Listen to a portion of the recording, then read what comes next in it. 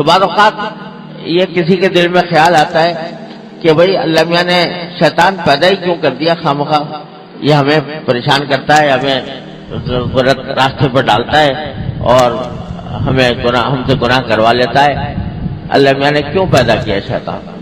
یہ بعض اوقات یہ فضول بات دل میں لوگوں کے آنے لگتی ہے۔ تو بھائی اللہ تبارک و تعالیٰ نے دنیا میں بھیجا ہی کیوں؟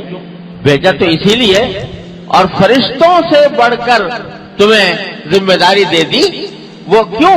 اس واسطے کہ تمہیں آزمانا تھا، تمہارا امتحان کرنا تھا۔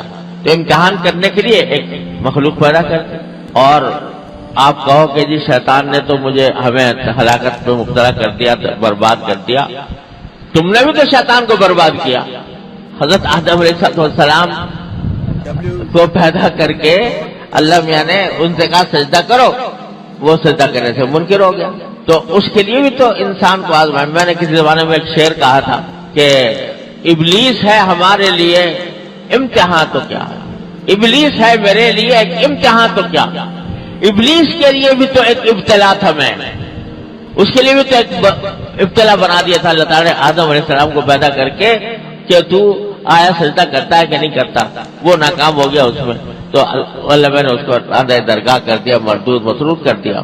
لیکن بہرحال یہ اس لیے ہے تاکہ اگر تمہارے لیے سارے وہی راستے کھلے ہوتے، نیکی ہی کے راستے، اور بدی کے راستے بند ہوتے، بدی کی طرف بلانے والا کوئی نہ ہوتا اور صرف نیکی کی طرف بلانے والے ہوتے، یہ آزمائش کیا ہوتی؟ پھر تم کو جو فرشتوں کے اوپر فضیلت دی جا رہی ہے اور اللہ تبارک و تعالیٰ تمہیں فرشتوں سے آگے مقام دے رہے ہیں، اس کے تم مستعد کیسے ہوتے؟ جبکہ تمہیں بدی کے راستے پر، برائی کے راستے پر لے جانے والی کوئی طاقت نہ ہوتی اور کوئی اس طرف لے جانے کے لیے ترغیب دینے والا نہ ہوتا، تو تمہیں فضیلت کیسے ہوتی، حاصل ہوتی؟ امتحان کیسے ہوتا اور امتحان کے بعد فضیلت کیسے حاصل ہوتی؟ اس لیے پیدا کیا اللہ تعالیٰ نے۔